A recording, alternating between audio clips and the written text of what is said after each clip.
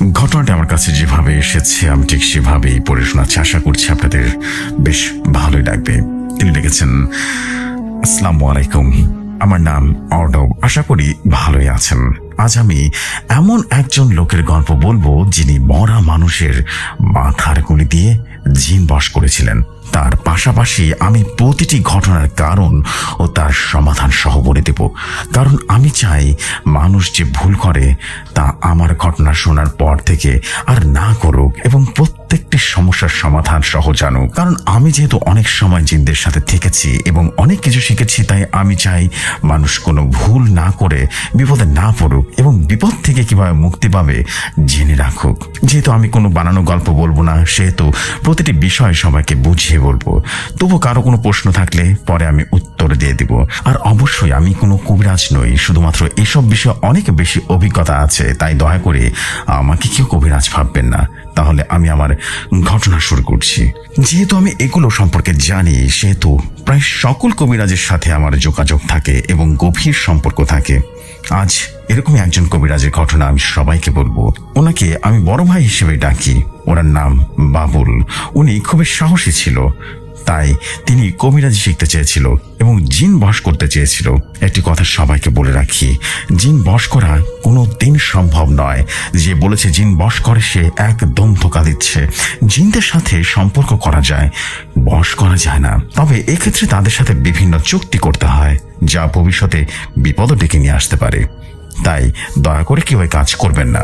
আমি সরাসরি ঘটনায় চলে আসি। বাবুল আঙ্কেল জানতো প্রতিটি মানুষের সাথে একটি একটি করে জিন থাকে। তাকে আমরা কারিন জিন বলে জানি। তারা ভালো হয় না, তবে যেহেতু একটি মানুষের সাথে তারা সারাটা জীবন থাকে, সেহেতু সেই মানুষের শরীরের অংশ দিয়ে তাদেরকে আটকানো যায়। তাই বাবুল ভাই একটি জিনকে আটকানোর জন্য এবং কবিরাজি শিখার জন্য এই কাজটি করেন। তাদের এলাকায় একদিন একটি মানুষ আত্মহত্যা করে। তিনি ভাবলেন সে মানুষের অংশ দিয়ে কবিরাজি করবেন, যা অবশ্যই এটি কুফরি কালাম, কিন্তু তার কাছে তার কোনো মানেই ছিল না। তাই তিনি মানুষটি মারা যাওয়ার দুদিন পরে সেই কবরের ভেতরে মধ্যরাতে একা একা যান এবং ছুরি নিয়ে যান। কবরের কাছে যাওয়ার পর তিনি দেখেন তিনি যা ভেবেছেন তার থেকেও এই কাজটি অনেক কঠিন, কারণ তখন তার সাথে বিভিন্ন ঘটনা ঘটা শুরু হয়ে যায়। পুরো রাস্তা তাকে অনেক কুকুর বাধা দেয়। তার পাশাপাশি তিনি বিভিন্ন ধরনের আওয়াজ শুনতে পান, কিন্তু তিনি তা গুরুত্ব দেন না। যেহেতু তিনি অনেক সাহসী ছিলেন, সেহেতু তিনি কোনো বাধা বিপত্তি এড়িয়ে কবরের কাছে চলে যান। কবরটা নতুন ছিল, তাই তিনি কবর খুঁড়তে শুরু করেন। তখন তার শরীর অনেক ভারী হয়ে যায়। তার একবার মনে হয়েছিল তিনি হয়তোবা আজকেই মারা যাবেন। অনেক ভয়ঙ্কর আওয়াজ তার কানে আসতে থাকে এবং সাহসী হওয়ার পরেও অজ্ঞান হওয়ার মতো অবস্থা হয়েছিল, কিন্তু তিনি সাহস রেখে কবর খুঁড়তে থাকেন। তিনি লক্ষ্য করলেন তার হাত পা সহজে কাজ করছে না, একদম শীতল হয়ে যাচ্ছে। তাই কতক্ষণ সময় চলে গেছে তিনি জানতেন না। অনেকক্ষণ পর তিনি সফল হন। কবরের ভেতর থেকে কাফনের কাপড় দেখা যায়। তিনি তাড়াতাড়ি করে কাফনের কাপড় খুলে সঙ্গে সঙ্গে ভয় পেয়ে যান, কারণ লাশটি তখন তাকিয়েছিল। চেহারাটাও অনেক বিভৎস হয়ে গেছে। তিনি কোনো কিছু চিন্তা না করে লাশের চুলের মুঠিটা হাত দিয়ে পেঁচিয়ে নেন এবং ছুরি দিয়ে লাশের গলা বারবার কোপ মারতে থাকেন। তখন তার মনে হয়েছিল তিনি হিংস্র পশু হয়ে গিয়েছেন। তখন তার মনে হচ্ছিল তিনি হিংস্র একটা পশু হয়ে গিয়েছেন এবং জানোয়ার হয়ে গিয়েছেন। কোনো কিছু আর তিনি ভাবতে পারছিলেন না। অবশেষে কেন জানি তিনি মাথার খুলিটা কেটে হাতে নিয়ে নেন এবং জোরে জোরে হাসতে থাকেন। হয়তোবা তখন তার মনুষ্যত্ব মরে গিয়েছিল। তিনি সঙ্গে সঙ্গে কবর থেকে উঠে হাঁটা দেন। কিছুক্ষণ হাঁটার পর তিনি বুঝতে পারেন মাথাটি লাফালাফি শুরু করে দিয়েছে, কিন্তু চুলের মুঠি হাতে থাকায় খুলিটি কিছুই করতে পারেনি। মাথার খুলিটা বারবার হাসছিল আর বিভিন্ন ধরনের কথা বলছিল, আবার মাঝে মাঝে চাপা গলায় কাঁদছিল।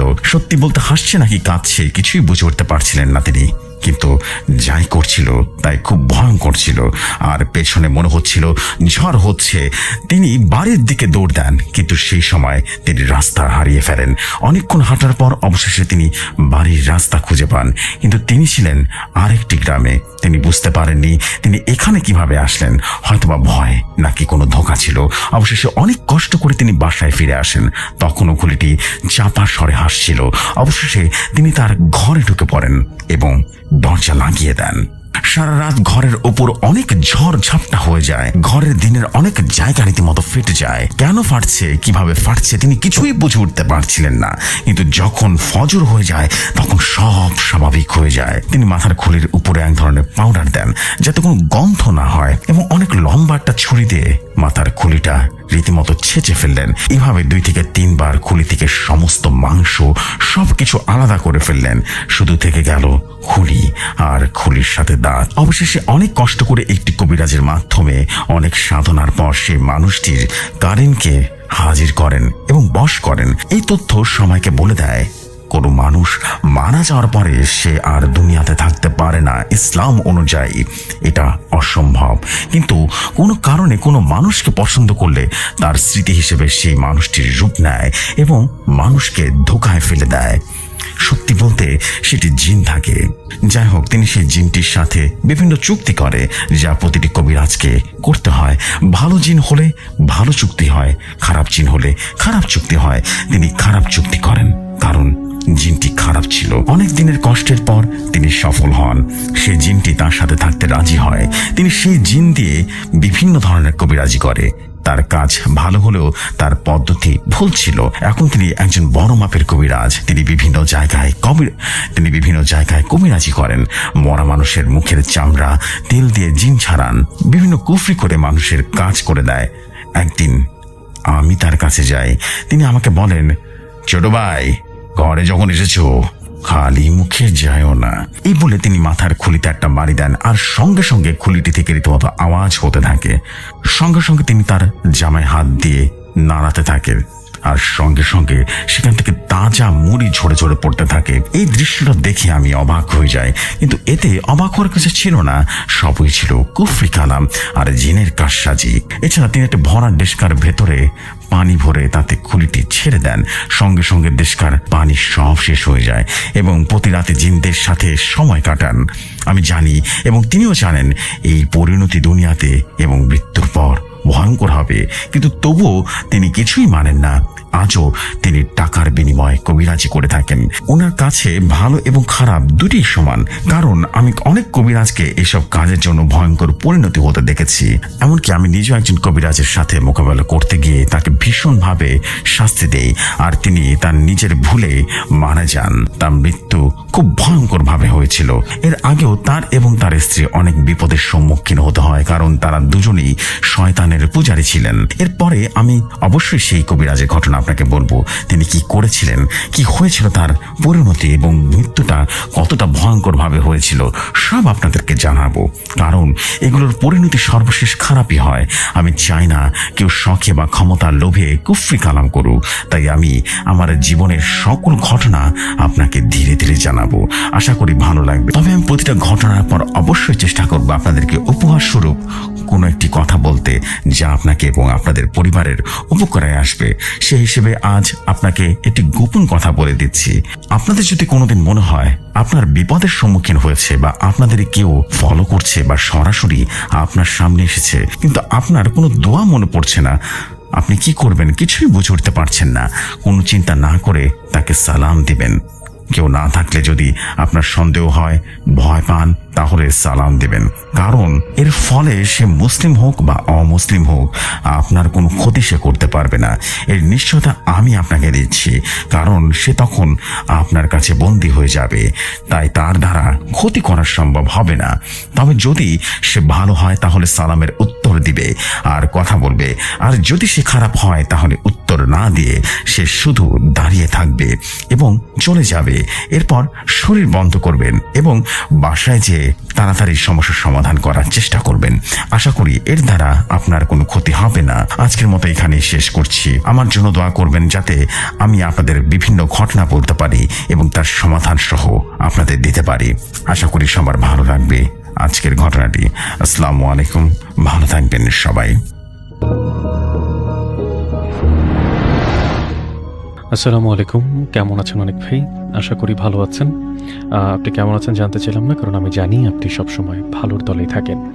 আমার নাম অন্তর, আজকে প্রথম লিখছি। আমার দেখা একটা ছোট্ট ঘটনার কথা বলি অনেক ভাই। হয়তো ঘটনাটা তেমন ভয়ঙ্কর কিছু নয়, তবে এই ঘটনার জায়গাটা বিভিন্ন রকম অলৌকিক ঘটনায় ওই অঞ্চলে বেশ আলোচিত। গাজীপুরের কাপাসিয়া থানার অন্তর্ভুক্ত আড়াল বাজারের কাছেই NPM অ্যাপারেলস কোম্পানিতে তখন আমি জব করতাম এবং তার কাছেই একটা ম্যাসে ভাড়া থাকতাম। কোম্পানির যিনি মালিক তিনি তখন একটা পার্টিকুলার দলের সভাপতি ছিলেন। সেখানে তার নিজের করা একটা মসজিদও আছে। সেই মসজিদের দক্ষিণ পাশে হচ্ছে জায়গাটা। ওখানে যারা থাকেন তারা শুনে ঠিকই চিনতে পারবেন আমি কোন জায়গার কথা বলছি। অনেক ভাই, সময়টা ছিল 2022 সাল, প্রায় তার মাঝামাঝি কোনো একটা সময়। মাসটা ঠিক আমার মনে নেই। ঘটনাটা বলার আগে জায়গাটার একটু বর্ণনা দিতে চাই। একটা মাটির রাস্তা, রাস্তার দুই পাশে অনেকটা জায়গা ফাঁকা জমি, কিন্তু সেই জমিনগুলো বহুদিন যাবৎ পড়ে থাকায় অনেক রকম বড় ছোট বড় গাছ, বাঁশের ঝাড় গজিয়ে আছে। দিনের বেলায়ও সূর্যের রোদ যতই করা হোক না কেন সেই জায়গা পর্যন্ত পৌঁছাতে পারে না। বলতে পারেন দিনের বেলাও জায়গাটাতে ভীষণ নীরব। রাস্তার এক মাথায় গ্রামের বড় রাস্তা, আর আরেক মাথায় একটা ছোট্ট মসজিদ। আরও কিছু ঘরবাড়ি ঠিক মসজিদটার চারপাশে আছে, যার কারণে ওই রাস্তার দুই পাশে যারা যাওয়া আসা করে তারা শর্টকাট এবং অল্প একটু সময় বাঁচানোর জন্য এই রাস্তাটা ব্যবহার করে। বলা চলে রাত 8টা-9টাতেই একদম গভীর রাতের মতো মনে হয় জায়গাটা। তখন ওই রাস্তায় একা চলতে তেমন কেউ সাহসও পায় না। ঘটনার দিন রাত 8টার পরে হোটেল থেকে রাতের খাবার খেয়ে রুমে যাচ্ছিলাম ওই রাস্তা দিয়ে। একা ছিলাম বলে মোবাইলের টর্চ লাইট চালিয়ে সামনে ধরে ইন্টারনেটে কি একটা যেন সার্চ করছিলাম। আমি যখন সেই রাস্তার প্রায় মাঝামাঝি চলে এলাম, তখন দেখলাম একটা লোক রাস্তার মাঝখানে বসে আছে। পিঁড়ি বা মোড়া ছাড়া পা ভেঙে যেভাবে বসে থাকে ঠিক সেইভাবে। লোকটির পরনে ছিল একটা লুঙ্গি আর হাফ হাতা গেঞ্জি। লোকটা দেখতে খুবই শুকনা গরনার ছিল। আমার চালানো টর্চ লাইটের দিকে বড় বড় চোখ করে যেন তাকিয়েছিল। অনেক ভাই, আমার মোবাইলে জ্বালানো টর্চ লাইট ছাড়া আশেপাশে তখন কোনো আলোই ছিল না, এমনকি তার হাতেও কিছুই ছিল না। এখন আমার কথা হচ্ছে, এমন একটা জায়গায় ওই রাতে কেউ কেন, কি জন্য একা একা বসে থাকবে? বিষয়টা দেখে আমি খুব অবাক হয়েছিলাম। আমি তাকে কিছুই বুঝতে না দিয়ে, তাকে কিছু জিজ্ঞেসও না করে তার পাশ কাটিয়ে চলে গেলাম। আগের মতো যেভাবে হাঁটছিলাম ঠিক একইভাবে। কিছু দূর যাওয়ার পরে একবার আমি পেছনে ঘুরে তাকালাম। অনেক ভাই, আমি দেখলাম সেখানে কেউ নেই। তখন আমি ওই লোকটার বসার জায়গা থেকে 4 থেকে 5 হাত দূরত্বে ছিলাম। ওখানে কেউ বসা থাকলে এত কম সময়ে কোথাও যাওয়া সম্ভব না। যেতেও যদি হয় তাহলে আমাকে ওভারটেক করে যেতে হবে, আর নয়তো আমি যেখান থেকে এসেছিলাম ঠিক ওই দিকে যেতে হবে। মোটের ওপর কোনোভাবেই সেখান থেকে যার উধাও হয়ে যাওয়ার কথা নয়। কিন্তু আমি স্পষ্ট দেখলাম সেখানে কেউ নেই। আশেপাশে টর্চ ঘুরিয়ে দেখার চেষ্টা করলাম, সেখানেও কেউ নেই। পরে আমি আর দেরি না করে সেখান থেকে প্রায় দৌড়ে বাড়িতে চলে আসলাম। রুমে গিয়ে আমার রুমমেটকে সব খুলে বললাম। শুনে সেও কিছুটা ভয় পেল। আমাকে বলল, তুমি তো জানোই জায়গাটা ভালো না, তারপর ওখান দিয়ে আসতে গেলে কেন? রাতে আর ওই জায়গাতে খবরদার যেও না। এরপর আমার সাথে আর কিছুই হয়নি, তবে সেখানে একটা নতুন হোটেল দেওয়া হয়েছিল। যিনি হোটেল দিয়েছেন ওই রাতে ওই হোটেলেই তিনি বিছানা করে থেকে গিয়েছিলেন। আমার সাথে এই ঘটনার বেশ কয়েকদিন আগে একদিন রাতে তিনি ঘুম থেকে উঠে প্রাকৃতিক ডাকে সাড়া দেওয়ার জন্য হোটেল থেকে বাইরে যান এবং তখন তার মাথায় ওই জায়গার কিছুই মনে ছিল না। ঘুম ঘুম চোখে কোনো মতে একটা গাছের গোড়ায় গিয়ে তিনি বসলেন।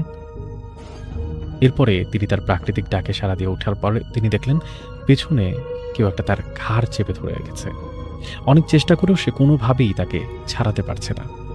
একসময় ঘাড় চেপে ধরা সেই শক্তি তাকে মাটি থেকে শূন্যে তুলে ফেলে, চারপাশে বেশ কয়েকবার আছড়ে ফেলে। এরপরে অনেক ভাই যেটা বলছিলাম, সে জ্ঞান হারায়, তারপর আর তার কিছুই মনে ছিল না।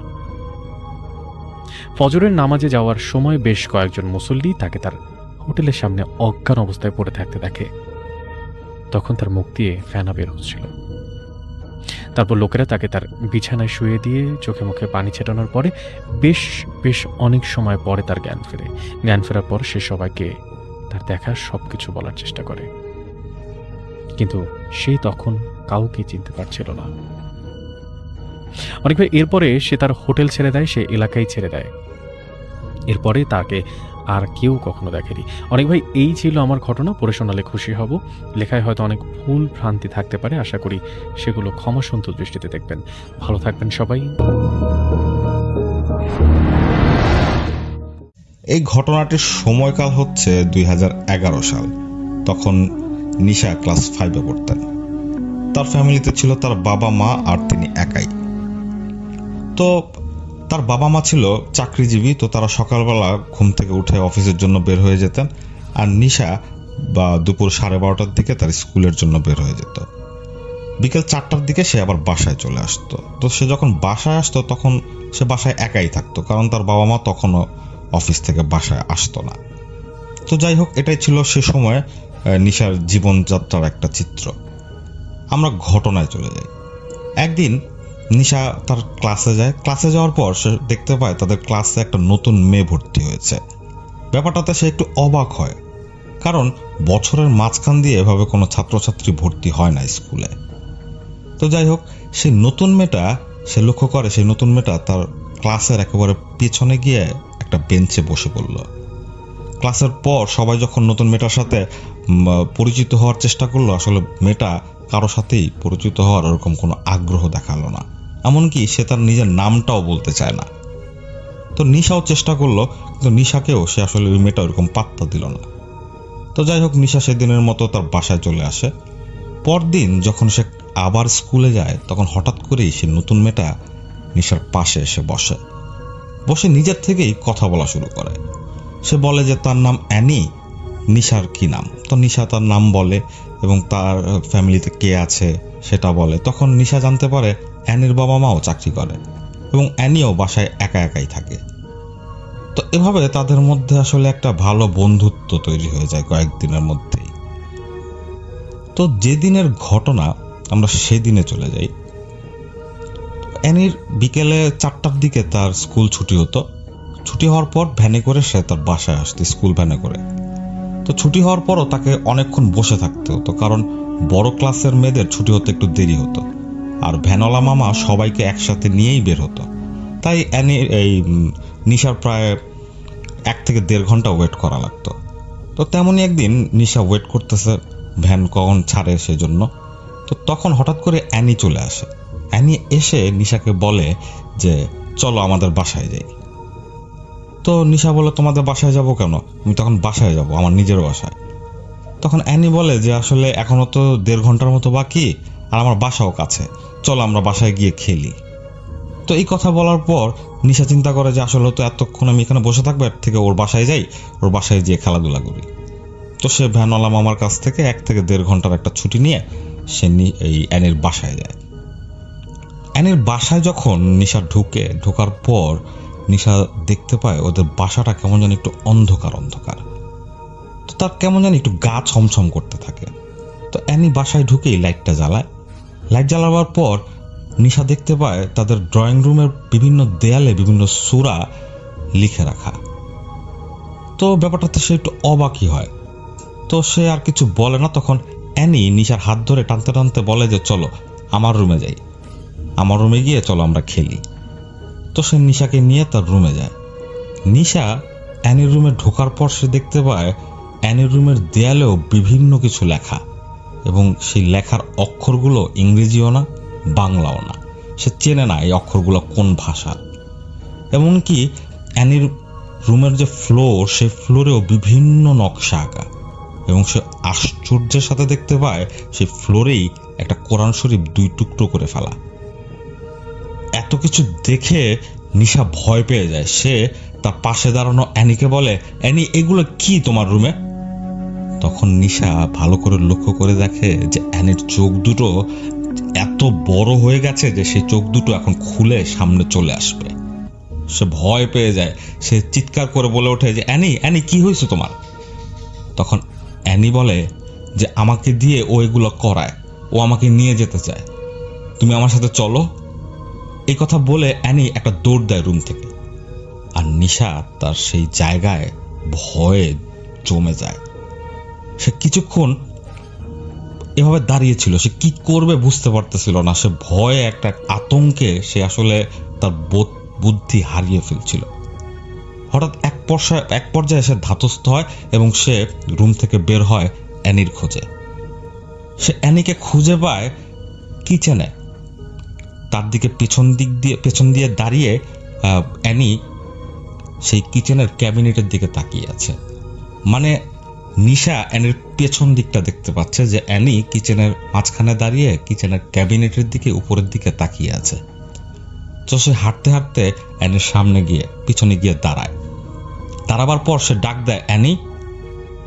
অ্যানি কোনো কথা বলে না। তখন নিশা অ্যানির দিকে তাকিয়েছিল, সেদিকে তাকাবার পর একটা আতঙ্কের স্রোত নিশার মেরুদণ্ড বেয়ে নিচে নেমে আসে।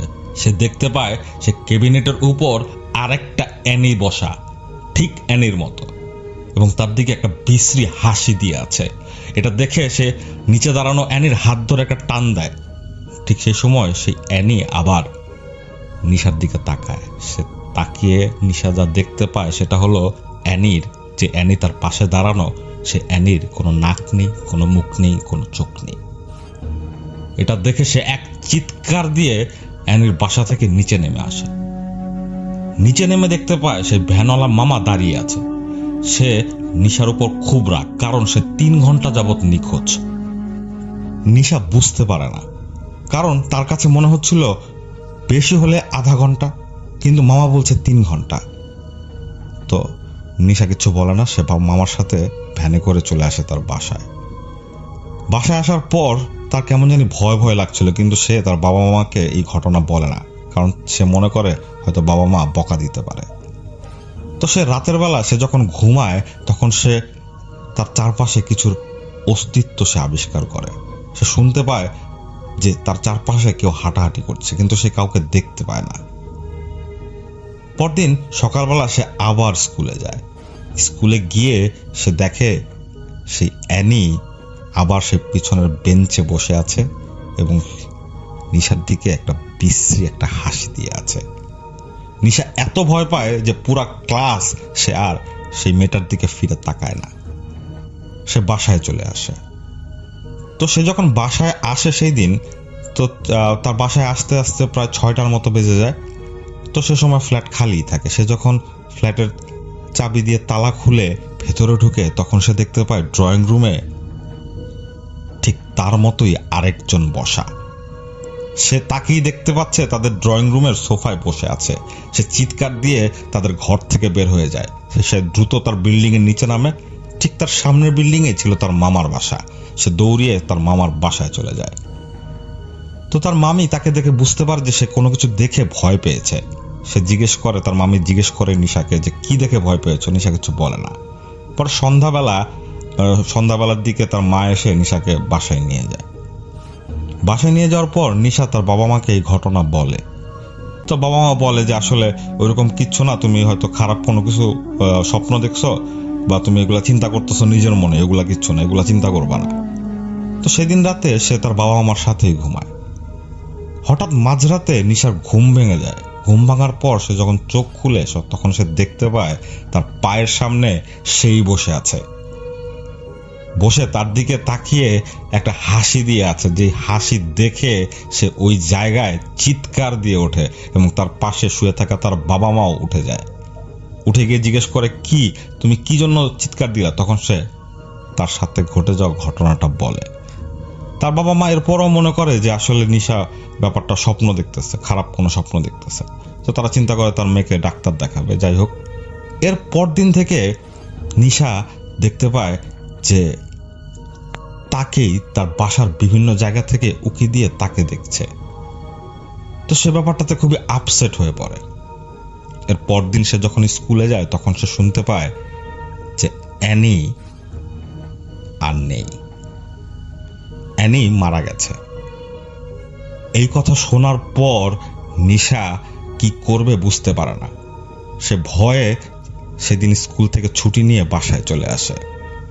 সে তার বাবা মাকে এই কথা বলে। তো তার বাবা মা মনে করে যে হয়তো এই বয়সে ছোট একটা মেয়ে, এই বয়সে তার বন্ধু মারা গেছে, এই শখটা হয়তো সে নিতে পারছে না। কিন্তু এই ঘটনা, অ্যানির মৃত্যু সংবাদ শোনার পর থেকে নিশার সাথে শুরু হয় আর একটা ঘটনা। সেটা কি? সেটা হচ্ছে এখন নিশা সে তার নিজেকে দেখে না, সে সেই জায়গায় দেখতে পায় অ্যানিকে। সে ঘুমিয়ে থাকলে সে দেখতে পায় তার বিছানার পাশে অ্যানি দাঁড়ানো। সে জানালা দিয়ে যখন বাইরে তাকিয়ে থাকে তখন সে দেখতে পায় তার সামনের বিল্ডিংয়ের ছাদে অ্যানি দাঁড়ানো। সে তার চারপাশে অ্যানিকে দেখা শুরু করে। এক পর্যায়ে তাকে নিয়ে তার বাবা মা ডাক্তার দেখায়, কিন্তু ডাক্তারের দেওয়া ওষুধেও কোনো কাজ হচ্ছিল না। পরে তারা তাদের স্থানীয় এক ইমাম হুজুরকে নিয়ে আসেন। সেই হুজুর পরে বিভিন্ন দোয়া পড়ে এবং বিভিন্ন রিচুয়াল পারফর্ম করে এক পর্যায়ে নিশাকে এই সমস্যা থেকে উদ্ধার করেন এবং বলেন যে নিশা যে বাসায় গিয়েছিল সেই বাসা থেকেই একটা খারাপ জিন তার উপর আসর করেছিল। ঠিক পারফেক্ট সময়েই নিশার বাবা মা এই হুজুরকে ডেকে নিয়ে এসেছেন। যদি আরেকটু লেট হতো সেক্ষেত্রে নিশাকে বাঁচিয়ে রাখাটা খুব কষ্ট ছিল। হয়তো অ্যানির মতোই কোনো একটা পরিণতি নিশার হতো। তো আসলে আল্লাহ পাকি ভালো জানেন, আল্লাহ পাকি আসলে সাহায্য করনেওয়ালা। তো সেক্ষেত্রে আসলে আমাদের মানুষের কোনো হাত নেই। তো এটাই ছিল নিশা আপুর পাঠানো ঘটনা। ঢাকা থেকে গভীর রাতে একটা লোকাল বাস ছাড়ে। রোডটা খুব একটা জনপ্রিয় না, কারণ লোকজন বলে এই বাসে নাকি মাঝে মাঝে অতিরিক্ত যাত্রী ওঠে, কিন্তু কেউ দেখে না, কেউ না, এবং সে যাত্রীগুলোকে কেউ দেখে বা কেউ দেখে না। রাত তখন 12:45। শেষ বাস। রবিউলের কাজ শেষ করে দেরি হচ্ছিল ফিরতে। তো সব গাড়ি চলে গেছে, শুধু একটা পুরনো বাস দাঁড়িয়ে আছে এবং ড্রাইভার ধীরে বলল, শেষ ট্রিপ, উঠবেন? উঠলে ওঠেন। রবিউল সাহেব কোনো চিন্তা ফিকির না করেই শেষ বাসটাতে উঠে পড়ল এবং নির্দিষ্ট একটা সিটে গিয়ে বসলো। এবং বাসে যাত্রী খুবই কম ছিল, মোটামুটি 5 থেকে 7 জন। তো সবাই চুপচাপ ছিল, কেউ কারোর দিকেও তাকাচ্ছিল না। তো অদ্ভুত যাত্রা শুরু হলো। বাস ছাড়লো, বাইরে কুয়াশা, রাস্তা প্রায় ফাঁকা। কিছুক্ষণ পর রবিউল বুঝলো বাসটা থামছে না, স্টপেজ পার হয়ে যাচ্ছে। সে কন্ডাক্টরকে বলল, ভাই নামবো তো? কন্ডাক্টর ধীরে তাকালো এবং বলল, এই বাসে উঠলে আর নামা যায় না। তো যাত্রীদের আচরণ, রবিউলের চারপাশ তাকালো। সব যাত্রী মাথা নিচু করে বসে আছে। হঠাৎ একজন মাথা উঁচু করে তুলল। সবাইয়ের চোখ একদম ফাঁকা, কেউ পলক ফেলছে না। রবিউল ড্রাইভারের পাশের আয়নায় তাকালো, দেখলো বাসের ভেতরে যাত্রী আছে 5-7 জন না, অনেক। সব সিট ভরা, কিন্তু বাস্তবে তো এত মানুষ বাসে নেই। তো যখন নতুন যাত্রী ওঠে, হঠাৎ বাস থামলো, কিন্তু বাইরে কোনো স্টপেজ নেই, অন্ধকার। দরজা খুললো, একজন উঠলো, ভিজে কাদা মাখা পুরো শরীর। সে এসে রবিউলের পাশেই বসলো এবং ধীরে বলল, তুমি নতুন তাই না? লোকটা ফিসফিস করে বলল, এই বাসটা অনেক বছর আগে অ্যাক্সিডেন্ট করেছিল, সবাই মারা গেছে।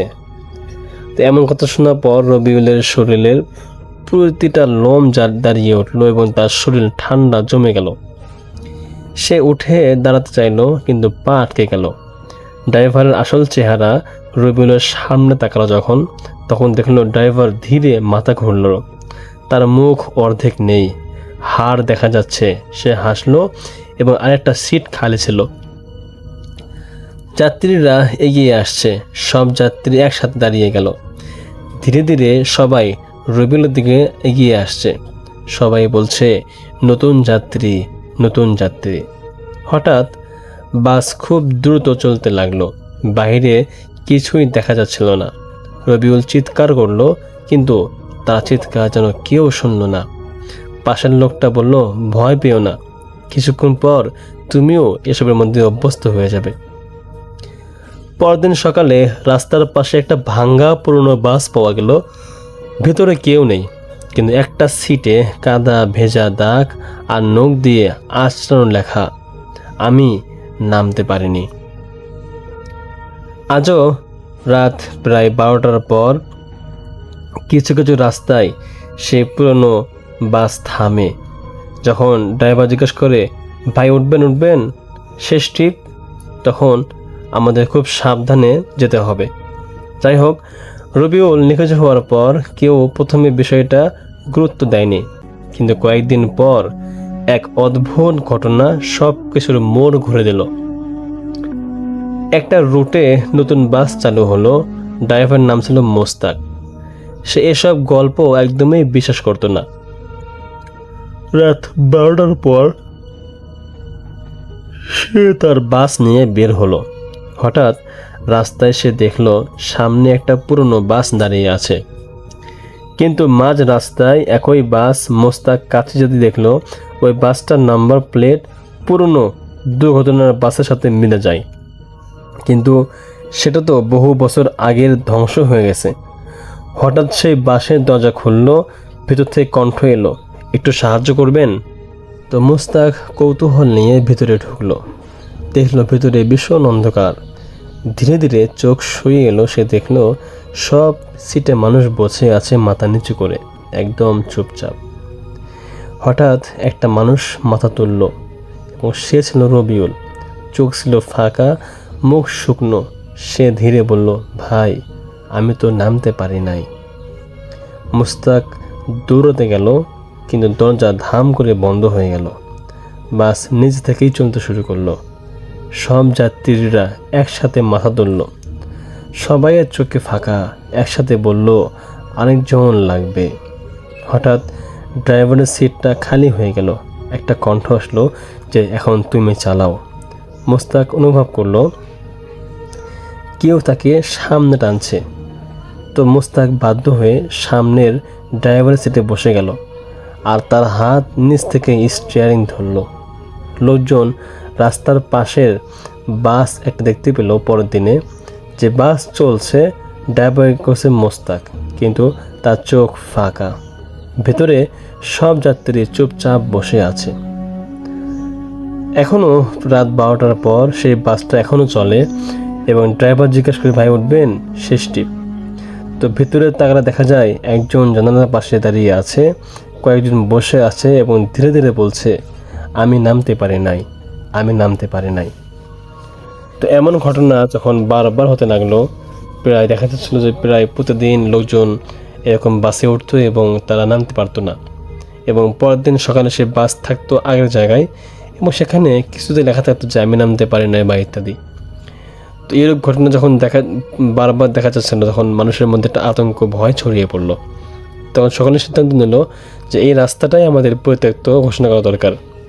তো স্থানীয় সরকার যারা ছিল ওখানে, তাদের মাধ্যমে সেই রাস্তাটা পরিত্যক্ত করে দেওয়া হয়। কিন্তু পরিত্যক্ত হওয়ার পরেও সেই পুরনো বাসটা এখনও চলে, এখনও সেখানে দুর্ঘটনা ঘটে। কিন্তু যখন কেউ বাসটাতে ওঠে তখন আর কখনোই নামতে পারে না, কেননা সেই বাসটা তো এখন আর মানুষদের বাস না। সেই বাসটা হলো কিছু প্রেতাত্মা, কিছু ভূতের বাস, যেখানে মানুষ শুধু উঠতে পারে, নামতে পারে না, যার গন্তব্য শুরু আছে তবে শেষ নেই। আপনাকেও বলছে, যদি আপনিও রাতের বেলা ভ্রমণ করতে ভালোবাসেন, অবশ্যই খেয়াল রাখবেন ড্রাইভারটি কি আসলে কি মানুষ নাকি ড্রাইভারটা অন্য কিছু। তো বন্ধুরা, এখানেই শেষ আজকের এই অন্ধকার রাতের ভয়ঙ্কর গল্প। যদি এতক্ষণ সাহস করে শুনে থাকো, তাহলে তুমি সত্যিই হরর দুনিয়ায় একজন বীর শ্রোতা। গল্পের প্রতিটা মুহূর্তের ঠান্ডা শিহরণ, ফিসফিসে শব্দ আর অন্ধকারে চাপা ভয় সব তোমাদের সাথে শেয়ার করতে পেরে আমারও গা শিউরে উঠছে এখনও। গল্পটা কেমন লাগলো কমেন্টে জানাতে ভুলবে না। তোমাদের প্রতিটা কমেন্টই আমাকে পরের আরও ভয়ঙ্কর গল্প বলার উৎসাহ দেয়। আর হ্যাঁ, চ্যানেলটা যদি এখনও সাবস্ক্রাইব করে না থাকো তাহলে এখনই সাবস্ক্রাইব করে দাও, কারণ সামনে আসছে আরও অন্ধকার, আরও রহস্য, আরও পাগল করা ভয়।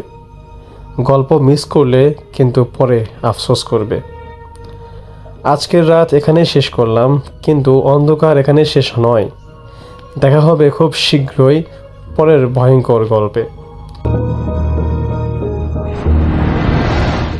লিসনার্স, আমি রাকিব রায়হান নতুন একটি ঘটনা নিয়ে নতুন একটি এপিসোডে আপনাদের সামনে হাজির হয়ে গেলাম।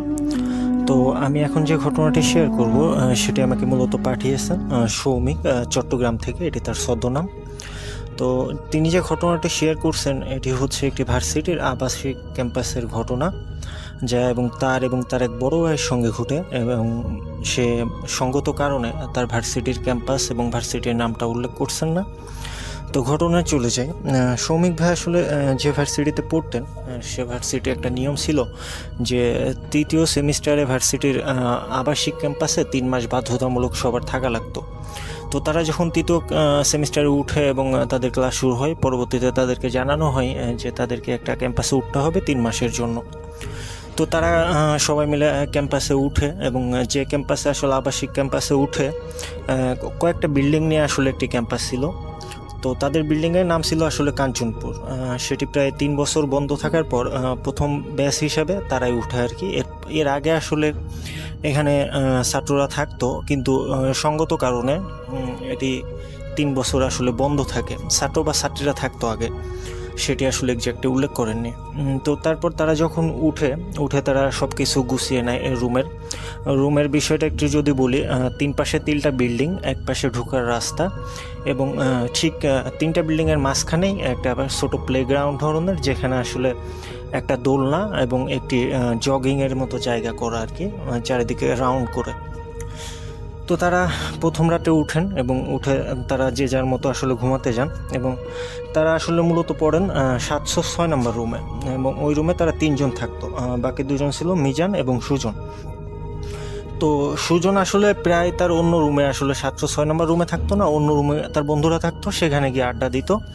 আর মিজান এবং তিনি আসলে মূলত বেশিরভাগ সময় আর কি রুমে থাকতেন।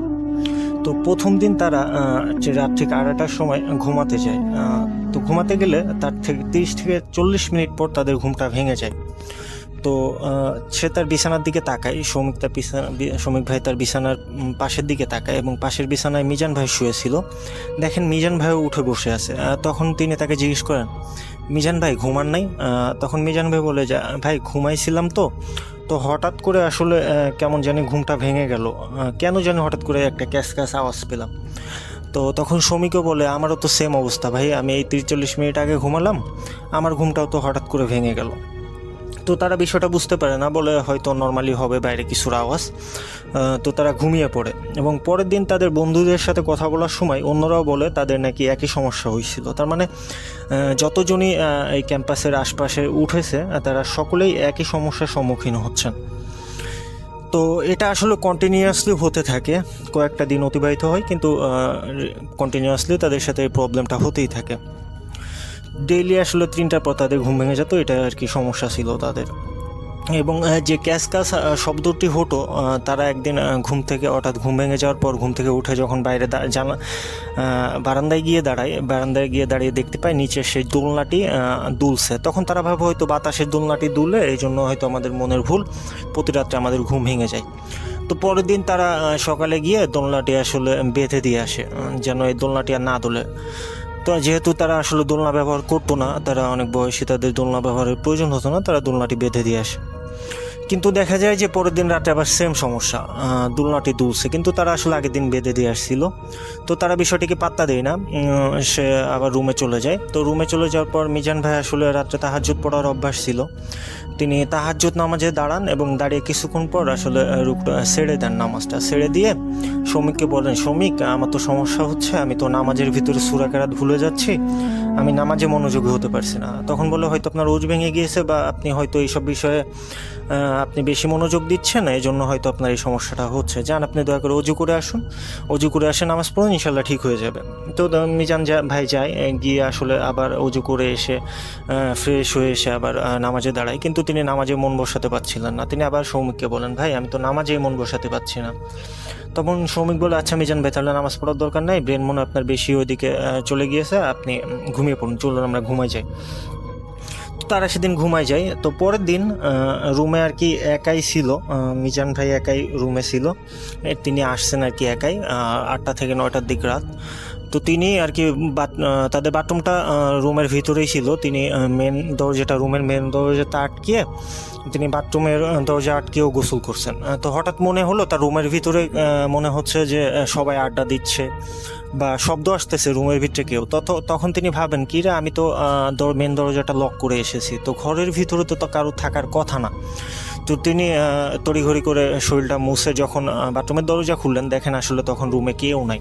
এবং রুমে কেউ নাই, তখন তিনি দেখেন মেন দরজাটাও লক অবস্থায়। তো তিনি আসলে একটু ভয়ই পেয়ে যান, এবং ভয় পেয়ে যান কারণ সেই রুমে আসলে কারো ঢুকতে পারার কথা না, যেহেতু চাবি একটাই রুমের এবং তার কাছে ছিল চাবিটা, এবং ভিতর থেকে ডাবল লক ছিল। তো তিনি দ্রুত আসলে সৌমিকরা যে রুমে 714 নম্বর রুমে আড্ডা দিচ্ছিলেন সেখানে যান এবং গিয়ে ঘটনাটি বলেন। তখন অন্যরা একটু অবাক হয় এবং একটু ভয় পাওয়া শুরু করেন। তো সেদিন রাতে আবার সবার যথারীতি 3টার সময় ঘুম ভেঙে যায়।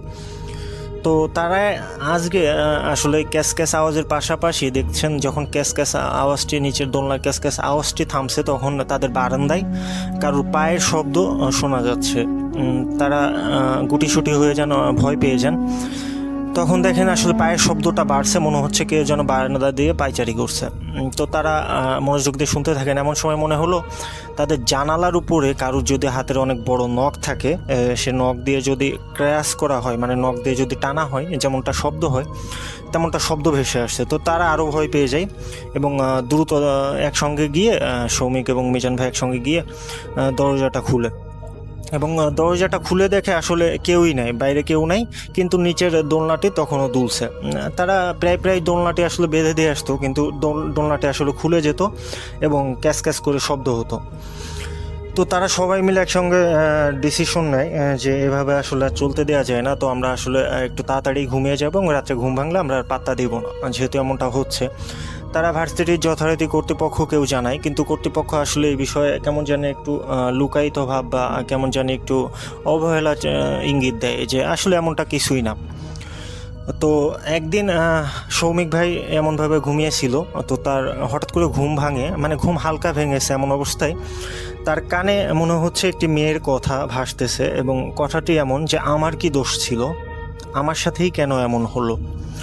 তো এটা শুনেই সে উঠে যায়, এবং ওঠার পরই তার মানসিক অবস্থার প্রচুর অবনতি ঘটে। এবং যখনই তাদের ঘুম ভাঙে তারা দেখতে পান যে এবং বাইরে শব্দ হচ্ছে। তো একদিন রাতে আবার তার এভাবে ঘুম ভাঙে যে কানে এমনটাই শব্দ আসতেছে। শুধু তার কানে না, আশপাশে যারা ছিল প্রায় মানুষের কানে, আসলে প্রায় ছাত্রদের কানে এই কথাগুলো ভেসে আসতো যে আমার কি দোষ ছিল, আমার সাথেই কেন এমন হলো। তো একদিন রাতে, ঘটনার দিন রাতে তার হঠাৎ করে ঘুম ভেঙে যায় সৌমিক ভাইয়ের। সেদিন তার কানে কোনো শব্দ নেই, কিন্তু মনে হচ্ছে মিজান ভাই তার রুমে নেই। সে মিজান ভাইয়ের বিছানার দিকে তাকিয়ে দেখে মিজান ভাই তার রুমে নেই। তখন সে উঠে যান এবং দেখেন দরজাটা খোলা। তো সেভাবে মিজান ভাই একা একা তো বাইরে যাওয়ার কথা না, সবসময় তারা দুজনকে ডেকেই বাইরে যায় কোনো সমস্যা হলেও ভয় পেলে। সো সে দ্রুত বাইরে যায় এবং গিয়ে দেখে মিজান ভাই ঠিক বারান্দার কার্নিশের উপরে দাঁড়িয়ে আছে।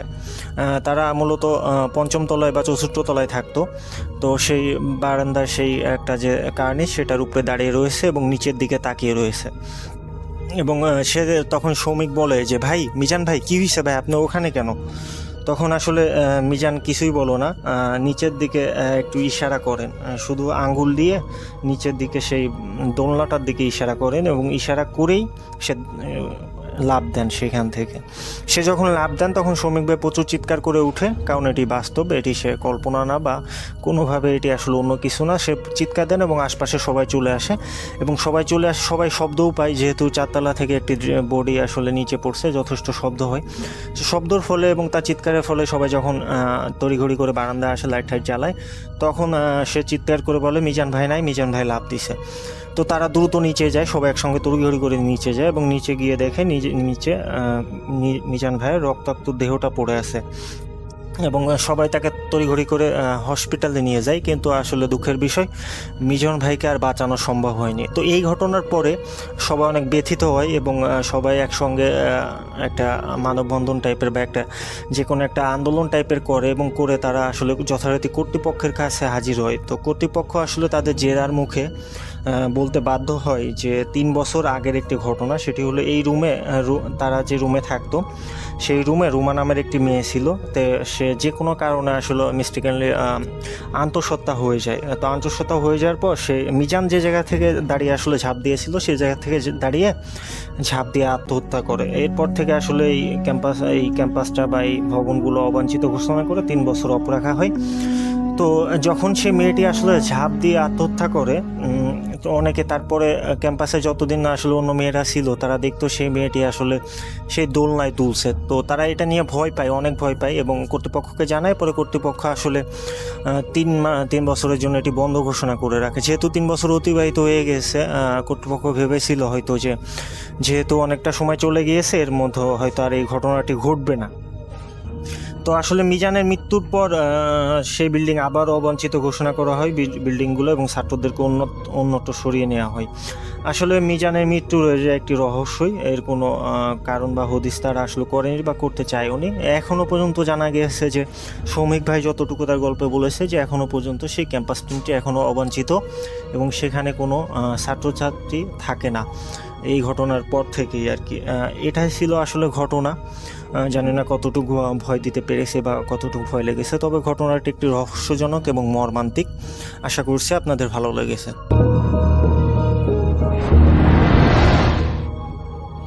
রাত যত গভীর হয় পৃথিবীর নীরবতা তত ভারী হয়ে ওঠে।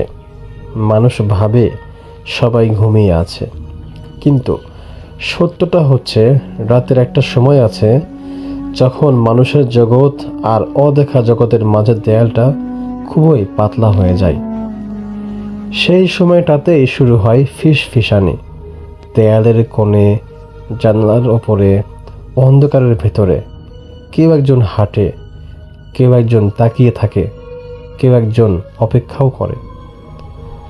আজকের গল্পটা ঠিক সেই সময়ের একটা হারানো রাত, একটা মানুষ যে ভুল সময়ে ভুল জায়গায় চলে গিয়েছিল, আর তারপর যা ঘটেছিল তা এত ভয়ঙ্কর, এত অস্বাভাবিক যে এখনও সেই জায়গার নাম শুনলেই গ্রামের মানুষ রাতের দিকে ভয় বাড়িতে বের হয় না। যদি তোমার বুক দুর্বল না হয় তাহলে ঘুমিও না। আর যদি তুমি দুর্বল হও, যদি একা ঘুমাও, যদি অন্ধকারে ভয় পাও, তাহলে এখনই এই ভিডিওটা বন্ধ করে দিও। কারণ আজকের গল্প শুধু শোনার নয়, মাথার ভেতর ছায়ার মতো ঘুরে বেড়াবে। যারা থেকে গেল তোমরা সাহসী। এখন তোমাদের সামনে খুলে যাচ্ছে এমন এক দরজা যেটা একবার খুললে আর আগের মতো থাকা যায় না। গভীর নিঃশ্বাস নাও, চারপাশে আলোটা একটু কমিয়ে দাও এবং প্রস্তুত হও অন্ধকারের ভেতরে লুকিয়ে থাকা অভিশপ্ত সত্যের মুখোমুখি হতে। এখনই শুরু হচ্ছে আজকের ভয়ঙ্কর রাতের গল্প। শহরের এক পুরনো বিল্ডিং ছিল। তো সেখানে 4 তলা অবধি মানুষ থাকতো, কিন্তু ছাদটা প্রায় সবসময় ফাঁকা থাকতো। ছাদের এক কোণে একটা বড় কালো টাঙ্কি ছিল, পানির টাঙ্কি। কিন্তু লোকজন বলতো রাতে নাকি ওই ট্যাঙ্কের কাছে যাওয়া উচিত না, কারণ ওই ট্যাঙ্কের ভেতরে নাকি কেউ একজন আছে। নতুন ভাড়াটিয়া নাইম নতুন এই বিল্ডিংয়ে উঠলো। সব কিছু ভালোই, শুধু একটা সমস্যা। রাতে প্রায় সে শুনতে পায় টুপটুপ একটা আওয়াজ, যেন মনে হয় পানি পড়ছে, কিন্তু শব্দটা নিচ থেকে একদম আসে না, বরং ছাদ থেকে শব্দটা আসে। এক রাতে নাইম আর সহ্য করতে না পেরে রাত 2টার সময় ছাদে উঠল। দেখলো চারদিকে পুরোপুরি অন্ধকার, হালকা বাতাসও বইছে এবং ট্যাঙ্কের পাশেই যেতেই শব্দটা জোরে জোরে শুনতে লাগলো। টুপ টুপ করে শব্দ তো হচ্ছেই এবং মনে হচ্ছে যে ট্যাঙ্কের ভিতরে কেউ একজন নড়ছে। এবং সে দেখলো যে ট্যাঙ্কের ঢাকনাটা অল্প একটু খোলা আছে। নাইম ধীরে হাত দিয়ে ঠেলে ঢাকনাটা পুরোপুরিভাবে খুলে ফেলল। ভিতরে বিষণ্ণ অন্ধকার। সে তখন মোবাইলের টর্চ লাইট জ্বালিয়ে ভেতরে তাকালো এবং দেখলো যে ভেতরে পানি শুধুই কালো পানি। হঠাৎ পানির নিচে কিছু একটা নড়ল, একটা ছায়া ধীরে ধীরে উপরে উঠছে। নাইম পিছিয়ে যেতে চাইল, কিন্তু তার পা যেন আটকে আছে। হঠাৎ পানি থেকে ধীরে ধীরে একটা মাথা বের হয়ে এলো, চুলগুলো ভেজা, মুখগুলো ঢাকা। তারপর ধীরে ধীরে সেই ছায়া বা যাচ্ছিল ট্যাঙ্কের ভিতরে মাথাটাও প্রতি তুলল।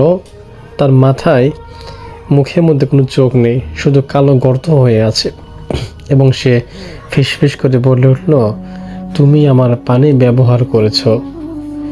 এমন বলার সময় যখন নাইম শুনলো এমন কথা, তখন নাইমের বুক ভয়ে ঠান্ডা হয়ে গেল। সে আবারও দৌড়াতে চাইল, কিন্তু তার শরীর যেন একদমই নড়ছে না, যেন জমে বরফ হয়ে এক জায়গায় স্থির হয়ে আছে তার শরীরটা। তো ট্যাঙ্কের ভেতর থেকে দুটো ভেজা হাত বের হলো, যা ধীরে ধীরে ট্যাঙ্কের বাইরে উঠছে। পানি গড়িয়ে পড়ছে, সে পুরো শরীর বেয়ে আনলো এবং ট্যাঙ্কের ভেতর থাকা সেই বস্তুটাও তার পুরো শরীর নিয়ে সশরীরে বের হয়ে আসলো। হঠাৎ তখন নাইমের মনে পড়ল যে এই বিল্ডিংয়ে আগে একটা মেয়ে নিখোঁজ হয়েছিল। কেউ বলতো সে নাকি ছাদে উঠেছিল, কিন্তু ছাদে ওঠার পর থেকে কখনোই সে নিচে নামেনি। এরপর নাকি সে মেয়েটা নিখোঁজ হয়ে যায়। তো সে মেয়েটা এগিয়ে এসে নাইমের সামনে দাঁড়ালো, মাথা আপনার ঠান্ডা কণ্ঠ, এবং বলছিল যে আমি তৃষ্ণায় মরেছিলাম, এখন সবাই আমার পানি খায়। হঠাৎ সে নাইমের হাত ধরে টান দিল ট্যাঙ্কের দিকে। অর্থাৎ সেই মেয়ের প্ল্যান ছিল যে সে নাইমকেও তার ট্যাঙ্কের ভেতরে ঢুকে নেবে। যাই হোক, পরের দিন সকালবেলা যে লোকজন ছাদে গিয়ে দেখে যে ট্যাঙ্কের ঢাকনা খোলা, ভেতরে পানি, আর পানির নিচে দুটো মুখ, একটা পুরনো আর একটা নতুন। আজও এই বিল্ডিংয়ের পানিতে মাঝে মাঝে অদ্ভুত গন্ধ পাওয়া যায়, যেন মনে হয়, এবং রাত হলেই আপনার মনে হয় যে পানির শব্দ পড়তেছে টুপটুপ করে, যা খুব স্পষ্ট করেই শোনা যায়। নাইম হারিয়ে যাওয়ার পর পুরো বিল্ডিংয়ে আতঙ্ক ছড়িয়ে পড়ে। কেউ স্পষ্ট কিছু বলতে পারে না, কিন্তু সবাই জানে যে কিছু একটা তো এখানে আছেই, বরং কিছু একটা যেন ঠিক নেই এখানে। পরের দিন থেকেই বাসার মানুষজন অভিযোগ করতে লাগলো পানির স্বাদ অদ্ভুত, কেউ বলছে লবণাক্ত, কেউ বলছে কেমন যেন কাঁচা দাঁত গন্ধ পানির মধ্যে। কিন্তু সবচেয়ে ভয়ঙ্কর বিষয় হলো, কিছু মানুষ বলছে পানি খাওয়ার সময় মনে হচ্ছে কেউ যেন তার দিকে তাকিয়ে আছে। তো এমন অভিযোগ হওয়ার পরে বিল্ডিংয়ের মালিক সিদ্ধান্ত নিল যে ট্যাঙ্কটা পরিষ্কার করতে হবে। তো দুইজন মিস্ত্রি ছাদে উঠলো, ঢাকনা খুলতেই একটা ঠান্ডা বাতাস বের হয়ে এলো। ভেতরে টর্চ মারতেই তারা থমকে গেল, পানির নিচে কিছু একটা নড়ছে এবং দেখলো যে এবার পানির নিচে দুটো ছায়া না, বরং তিনটা ছায়া নড়ছে, একটা মেয়ের, একটা নাইমের, আর একটা অন্য কোনো মানুষের বা নতুন কিছুর একটা। তো একজন মিস্ত্রি একটু ঝুঁকে দেখছিল, হঠাৎ পানির ভেতর থেকে হাত বের হয়ে তার কলার ধরে টান দিল। সে চিৎকার করার আগেই ঝপ করে পানির ভেতরে পড়ে গেল। অন্যজন দৌড়ে পালাতে গেল, কিন্তু ট্যাঙ্কের ঢাকনা নিচ থেকেই বন্ধ হয়ে গেল। ভেতর থেকে শব্দ হলো ধাপ ধাপ ধাপ, আর একসাথে কয়েকটা কণ্ঠ, আরও একজন, আরও একজন। তো বাড়ির এক বৃদ্ধা বলল, এই ট্যাঙ্কটা আগে পুরনো কূপের উপর বানানো ছিল, যেখানে একসময় মানুষ পরে মারা যেত। মানে ওটা শুধু পানি না, যেন একটা মৃত্যুর গর্ত ছিল। পরদিন লোকজন আবারও ছাদে গিয়ে দেখে সব স্বাভাবিক, ট্যাঙ্কও বন্ধ, যেন কিছুই হয়নি। পানি আরও ঘন, আরও কালচে হয়ে গেছে। রাতে বাসার এক বাচ্চা মেয়েটা বলল, মা পানির গ্লাসে একটা আপু হাসে। তার মা এমন ঘটনা শোনার পরে ভয়ে জমে গেল। আজও এই বিল্ডিংয়ে কেউ নতুন এলে তাকে পানি খেতে দেওয়া হয় না প্রথম রাতে, কারণ সবাই জানে যে প্রথমবার এই ট্যাঙ্কির পানি খায় সে একদিন ছাদে উঠে যাবেই, এবং যদি সে ছাদে ওঠে সে কখনোই আর নিচে ফিরবে না। তো বন্ধুরা, এখানেই শেষ আজকের এই অন্ধকার রাতের ভয়ঙ্কর গল্প। যদি এতক্ষণ সাহস করে শুনে থাকো তাহলে তুমি সত্যিই হরর দুনিয়ায় একজন বীর শ্রোতা। গল্পের প্রতিটা মুহূর্তের ঠান্ডা শিহরণ, ফিসফিসে শব্দ আর অন্ধকারে চাপা ভয় সব তোমাদের সাথে শেয়ার করতে পেরে আমারও গা শিউরে উঠছে এখনও। গল্পটা কেমন লাগলো কমেন্টে জানাতে ভুলবে না। তোমাদের প্রতিটা কমেন্টই আমাকে পরের আরও ভয়ঙ্কর গল্প বলার উৎসাহ দেয়। আর হ্যাঁ, চ্যানেলটা যদি এখনও সাবস্ক্রাইব করে না থাকো তাহলে এখনই সাবস্ক্রাইব করে দাও, কারণ সামনে আসছে আরও অন্ধকার, আরও রহস্য, আরও পাগল করা ভয়। গল্প মিস করলে কিন্তু পরে আফসোস করবে। আজকের রাত এখানেই শেষ করলাম, কিন্তু অন্ধকার এখানে শেষ নয়। দেখা হবে খুব শীঘ্রই পরের ভয়ঙ্কর গল্পে। ততক্ষণ পর্যন্ত আলো নিভিয়ে ঘুমিও না, কারণ অন্ধকারের ভেতরে কে তোমার দিকে আছে তুমি নিজেও বলতে পারবে না। See you in the next horror story.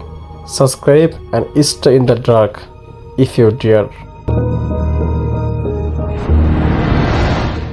আজকে যে ঘটনাটি আমি শেয়ার করব সেই ঘটনাটি আমাকে পাঠিয়েছেন মোহাম্মদ হাবিবুর রাসেল নামে একজন ভাই। তিনি তার মামার সাথে ঘটে যাওয়া একটি ঘটনা আমাদেরকে পাঠিয়েছেন। আমি তার মতো করে এই ঘটনা বলার চেষ্টা করছি। তো বলে রাখা ভালো, তার মামা একজন মুক্তিযোদ্ধা। তো এই মুক্তিযুদ্ধের সাথে ঘটে যাওয়া একটি ঘটনা আমি আপনাদের মাঝে এখন শেয়ার করব। তো তার মামার নাম ছিল শহীদুল ইসলাম। তিনি ছোটবেলা থেকে খুঁড়িয়ে খুঁড়িয়ে লাঠি ভর করে হাঁটতেন। তো হাবিবুর ভাই যখন ছোটবেলায় তার মামাকে জিজ্ঞেস করতেন যে মামা আপনার পায়ে কি হয়েছে, তো মামা তখন হেসে বলতো যে পায়ে গুলি লেগেছে।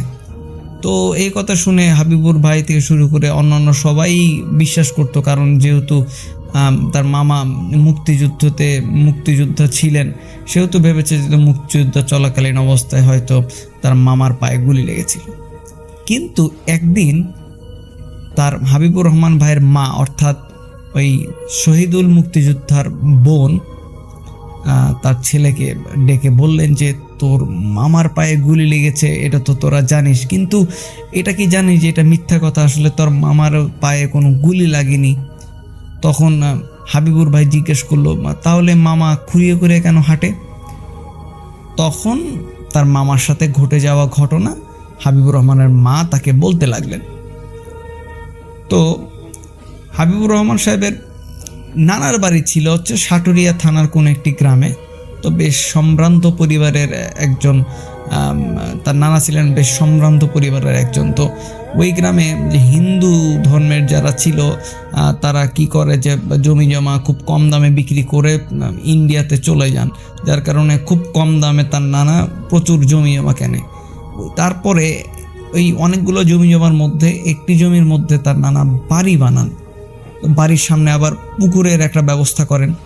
তারপরে বাড়ি গুছিয়ে ফ্যামিলি সহ সেখানে চলে আসে। তো বলে রাখা ভালো, হাবিবুর রহমান ভাইয়ের 5টা মামা ছিল এবং 4টা খালা ছিল। এর মধ্যে মুক্তিযোদ্ধা শহীদুল মামা ছিল মেজো। তো তারপরে যেটা হচ্ছে যে মুক্তিযুদ্ধর আগের ঘটনা, মানে 71 সালের আগে যখন তার মামার বয়স হবে 22-23 বছর, তখন তার মামা প্রচুর পরিমাণে মাছ ধরতো। তার মামার প্রচুর মাছ ধরার একটা নেশা ছিল, সে দিন রাত সবসময় মাছ ধরতো। তো এই নিয়ে তার বাবা, মানে মুক্তিযোদ্ধার বাবা আর কি, তাকে প্রচুর বকাঝকা করতেন এবং তিনি কিন্তু মোটেও শুনতেন না। তো একদিন তিনি কাউকে কিছু না জানিয়ে রাতের বেলা তিনি তার বন্ধুকে নিয়ে নদীতে মাছ ধরতে যান। বর্ষার পানি চারিদিকে একাকার অবস্থা এবং পানি প্রচুর বেশি। এদিকে আবার শরতের আগমন ঘটেছে, মানে শরৎকাল, আকাশে চাঁদের আলোয় সব কিছু স্পষ্ট দেখা যাচ্ছে, মানে বলা যায় যে জ্যোৎস্না রাত। তো রাত 11টা কিংবা 12টা। তো মামা ও তার বন্ধু দুইজনে বড়শিতে কি করে যে মাছ মারতে চলে যায় এবং টোপ লাগিয়ে পচা পিয়ালি মাছের টোপ এবং নদীতে ছুঁড়ে দেয়। তো এইরকমভাবে 4-5টা বড়শি ফেললেন। তো এইভাবে দেখা গেল যে 30-35 মিনিট কেটে গেল, কিন্তু বড়শিতে কোনো টান পড়ছে না। তো এরকমভাবে থাকতে থাকতে যে 40-45 মিনিট পরে হঠাৎ করে দেখলো যে বড়শিতে টান পড়ছে। আসলে মাছ যখন বড়শিতে আটকে যায় তখন বড়শিতে এক ধরনের টান পড়ে, এটা আমরা সবাই জানি। তো ঠিক তেমনিভাবে বড়শিতে টান পড়ছে। তো এইটা পড়া মাত্রই তো মামা, মানে হাবিবুর রহমান ভাইয়ের মামা অর্থাৎ মুক্তিযোদ্ধা মামাটি আর কি বড়শির সুতো ধরে জোরে জোরে টান দেন যাতে মাছটা সে ডাঙায় তুলতে পারে। তো ওই মুক্তিযোদ্ধা মামার মনে হলো যে বড় মাছ বড়শিতে আটকিয়েছে, তো যার কারণে সে তুলতে পারছে না কষ্ট করে। তো মাছের শক্তি এতটাই ছিল যে মামা একাই পারছিলেন না। তো তার মামার সাথে যে বন্ধু গিয়েছিলেন সেই বন্ধুটি তার মামার কাছে, বন্ধুটি যায় তাকে সাহায্য করতে। এইরকমভাবে 1 ঘন্টার মতো কেটে যায়, কিন্তু মাছ সে ডাঙায় তুলতে পারছে না। যে মাছ লাফালাফি করছে এবং মাছের শক্তির সাথে তারা পেরে উঠছে না। এভাবে 1-1.5 ঘন্টা সময় কেটে যাওয়ার পরে যখন দেখলেন যে তারা মাছ আর উঠাতে পারছে না, তো তারা কি করলেন যে মাছকে একেবারে কিনারায় নিয়ে আসে, তারপরে এক দৌড়ে মানে মাছটা ধরতে যায়, কিন্তু তারা পারে না। বিষয়টা মনে হচ্ছিল যে মাছ তাদের সাথে এক ধরনের খেলা করছে। তো মামা যেটা করছে যে মাছের শক্তির সাথে না পেরে হাঁটু পানিতেই নেমে যায় এবং বন্ধু উপরেই ছিল এবং সে বড়শি দিয়ে সুতো ধরে টানতে থাকে। তো মামা বড়শির সুতা ধরে টানছেন, হঠাৎ মামা খেয়াল করলেন যে পানির নিচ থেকে কে যেন তার ডান পায়ের গোড়ালিটা বেশ শক্ত করে ধরে ফেলেছে এবং কিছু বোঝার আগেই এক টানে কোমর পানিতে তাকে নিয়ে গেল। এবং মামা চিৎকার দিয়ে বললেন, আল্লাহ বাঁচাও, হাতের বড়শির সুতো ছেড়ে দিলেন। এবং মামার এই অবস্থা দেখে তার বন্ধু পানিতে নেমে আসে তাকে টেনে পারে তোলার জন্য। এবং তার বন্ধু সে রাতে কোনো রকম বাসায় নিয়ে যায় এবং যে ঘটনাটি ঘটেছিল সেটা আসলে মূলত কাউকে বলতে পারছিলেন না, যে এই ঘটনাটি বললে সবাই বকা দিবে, এবং যেহেতু তার মাছ মারাকে সবাই পছন্দ করতো না। তো তার পরের দিন মামার প্রচণ্ড জ্বর এসেছিল। তো উনি মোটেও হাঁটতে পারছিলেন না এবং একটা পর্যায়ে সে বাধ্য হয়ে তার মামা তার বাবাকে অর্থাৎ হাবিবুর রহমানের নানাকে সব কিছু খুলে বলল। তারপর মামা নানাকে সব বলার পরে নানা তার মামার পায়ের গোড়ালিতে দেখলেন যে মানুষের হাতের মতো 5 আঙ্গুলের মতো ছাপ দেওয়া, এবং সেখান থেকে প্রচণ্ড ব্যথা পাচ্ছে এবং প্রচুর রক্ত বেরোচ্ছে এবং এটা থামানো যাচ্ছে না। তো তার বাবা সরাসরি গ্রামের ডাক্তারের কাছে নিয়ে গেল। তো ডাক্তার ওষুধ দিয়েছে এবং জ্বরের ওষুধ এবং ব্যথা কমানোর ওষুধ, কিন্তু কোনো কিছুতেই কাজ হচ্ছে না। তো আসল ঘটনা শুরু এখান থেকে যে তার মামা সেখান থেকে সরাসরি বাসায় চলে যায় এবং রাতে ঘুমায়। রাতে ঘুমানোর পর সে একটা স্বপ্ন দেখে, যে স্বপ্নের মধ্যে যে এক অদ্ভুত প্রাণী যার চেহারা ছিল শূকরের মতো এবং কুচকুচে কালো পা এবং চোখগুলো জলজল করছে, সে তার মামার ডান পায়ে বড়শি গেঁথে টানতে টানতে বলতে লাগলো, আয় আমার সাথে চল, মাছ ধরবি না, তোকে মাছ ধরাচ্ছি। তো মামা চিৎকার দিয়ে উঠলো স্বপ্নের মাঝখানে এবং ঘুম থেকে জেগে উঠলো এবং মামার চিৎকারে তার বাবা ছুটে আসলো। তারপর মামা তার বাবাকে সব ঘটনা বললো। মামা বলতে মামার বাবা আর কি, মানে হাবিবুর রহমানের নানা। তো মামা তার বাবাকে সেই রাতের ঘটনা বলার পরে তার বাবা সরাসরি গ্রামের হুজুরকে ডেকে আনেন। তো হুজুর দোয়া পড়তে ঝাড়েন, কি পানি পড়া দেন, কিন্তু কাজ হচ্ছিল না। প্রতি রাতেই মামা বাজে বাজে স্বপ্ন দেখতেন। তো এরপর মামা ওই যে অবয়বটিকে স্বপ্ন দেখতেন সেটা নিজের ঘরেই দেখতে লাগলেন, সেটা স্বপ্নে না বাস্তবে দেখতে লাগলেন। তো মামা তারপর থেকে উল্টাপাল্টা ব্যবহার শুরু করলেন এবং ভয়ে তার অন্য ভাই বোনেরা তার সামনেই যেত না। তো একদিন হাবিবুর রহমানের মা অর্থাৎ মামার বোন, মুক্তিযোদ্ধা মামার যে বোন ছিল হাবিবুর রহমানের মা, তো সে তার মামাকে দেখতে পেলেন যে তার বাড়ির সামনে যে পুকুরটি ছিল সেই পুকুরের পানিতে নেমে মাছ ধরে সেখানে মাছ চিবিয়ে চিবিয়ে খাচ্ছে। আর হাবিবুর রহমানের মা অর্থাৎ তার বোনকে দেখে সে বলছে, কিরে পিচ্ছি, মাছ খাবি? খাবি? এমনি করেই তোর ভাইকে শেষ করব, এখন তো তোর ভাইয়ের রক্ত চুষে খাচ্ছি, পরে আস্তে আস্তে তোর ভাইকে শেষ করব। তো এই কথা বলে একটা বিশ্রী হাসি দিলেন। তো এইটা শুনে তার বোন দৌড়ে এসে তার বাবাকে বলল যে এই অবস্থা। তো তারপর তার বাবা এক দৌড়ে পুকুর পাড়ে এসে তার ছেলে অর্থাৎ মামাকে নিয়ে আসলেন। তো দিন দিন মামার অবস্থাটা এমন হয়ে যাচ্ছিল যে মানে তার ডান পা যে এখানে ক্ষতটা ছিল সেখানটা শুকিয়ে যাচ্ছিল এবং পাটা শুকিয়ে যাচ্ছিল। তো তাকে স্বাস্থ্য অধিদপ্তরে নিয়ে যাওয়া হলো। তো স্বাস্থ্য অধিদপ্তরে নিয়ে যাওয়ার পরে তারা কোনো কিছু সমাধান দিতে পারলো না। তারপর তারা বললো যে ঢাকায় নিয়ে যেতে। তো তারপরে তার বাবা তাকে ঢাকার কোনো এক নামকরা হুজুরের কাছে নিয়ে গেল। তো হুজুর এসেই মামার ঘরে ঢুকলেন, দোয়া পড়লেন এবং জোরে জোরেই মামাকে বের করতে লাগলেন।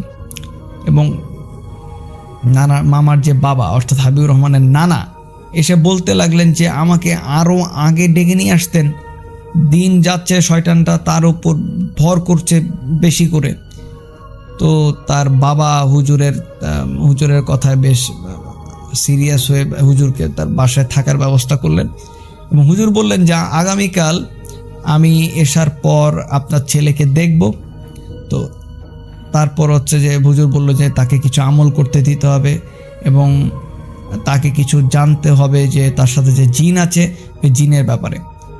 তো সে রাতের বেলা হুজুরের মতো আমল করলো এবং পরের দিন রাতে হুজুর তার মামার রুমের মধ্যে গেলেন। তো মামার রুমের মধ্যে যাওয়ার পরে তার মামা গালা শুরু করে দেয় এবং হুজুরকে থুতু দেওয়া শুরু করে। তো এই দেখে মামার বাবা তাকে কষিয়ে একটা থাপ্পড় দেন। তো হুজুর বললেন এটা ওর কাজ না, ওর উপর যে আসর করে আছে সে এই কাজটা করেছে, ওকে কিছু বলবেন না।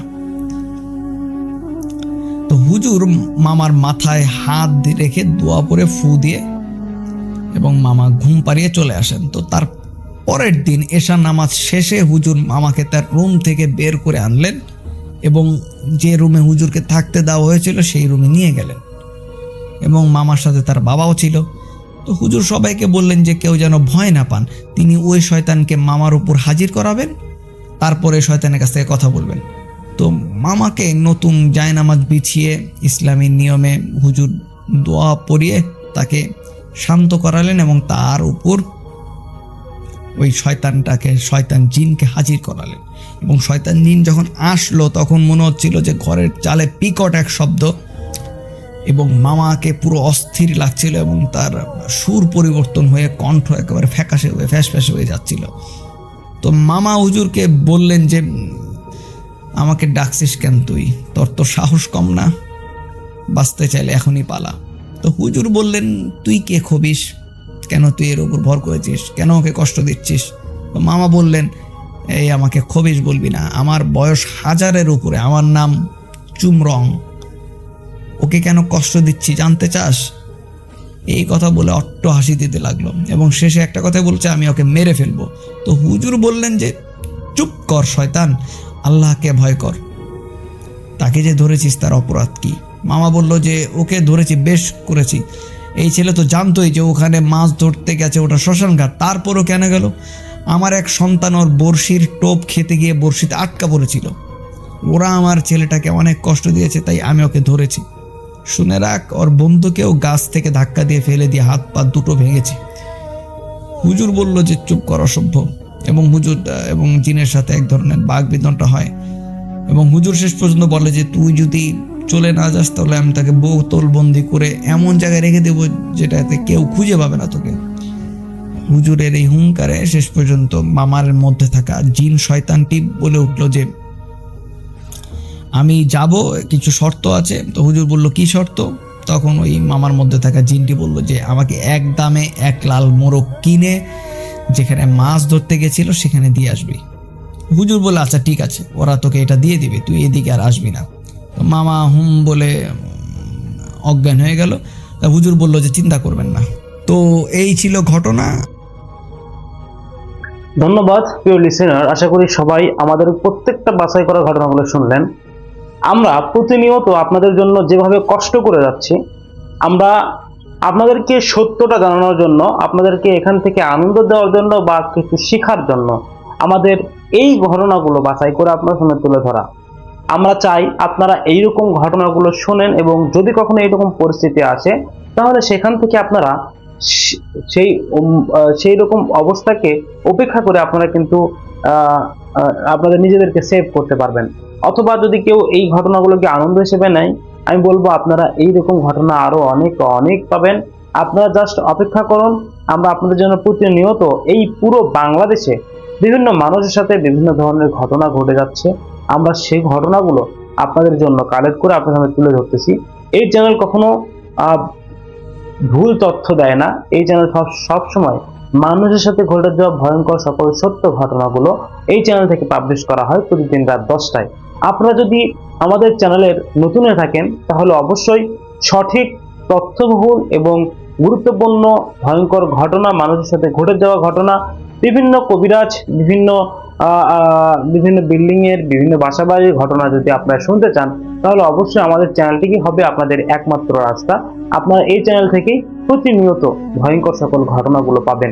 আপনারা যদি ভূত এফএম শুনতে ভালোবাসেন, আপনারা যদি ভয়ঙ্কর ঘটনা শুনতে ভালোবাসেন, আপনারা যদি ভূত স্পেশাল ঘটনাগুলো শুনতে চান তাহলে আমাদের চ্যানেলটি আপনাদের জন্য অথেন্টিক এবং রিয়েল বাস্তব ঘটনাগুলো তুলে ধরছে। তাই আপনারা সর্বদাই আমাদের চ্যানেলটিকে সাপোর্ট করবেন। প্রত্যেকটা ঘটনাতে লাইক, কমেন্ট, শেয়ার করবেন।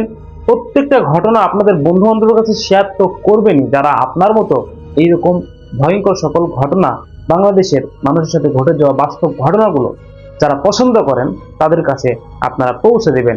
আমরা প্রতিনিয়ত আপনাদের জন্য এইরকম ভয়ঙ্কর সকল ঘটনাগুলো তুলে ধরার জন্য আপ্রাণ চেষ্টায় থাকব। আমি বলবো এই চ্যানেল সর্বদাই পারমিশন প্রাপ্ত চ্যানেল, আপনাদের আনন্দ বিনোদন দেওয়ার জন্য, অথবা কেউ এই ঘটনাগুলো থেকে শিক্ষাও নিতে পারেন।